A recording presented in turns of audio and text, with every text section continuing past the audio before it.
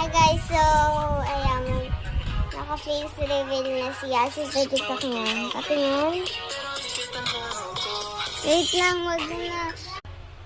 So, search nyo na mag-face reveal ako. Guys, ano yun yung search nyo? May cherry emoji kat yung cutie pie. Cherry! Ayan. Cherry, may cherry. Tapos, Pakita mo na mukha ko. ito na guys yung mukha niya ka. Nag-face reveal na siya guys. Kasi, ako talaga hindi, naka-face reveal ako guys. Dati hindi ako nagpapakita ng mukha. Noon, tapos ngayon, nagpapakita na ako. Yung mga view lang yung mga ano ko. Yung mga Tingnan dati yung mga ganyan niya. Tingnan nyo, guys, nagko-comment ako dyan. Palagi ako nagko-comment sa TikTok niya, guys. Tingnan, guys. Bye-bye, guys. Nag-comment mo ako.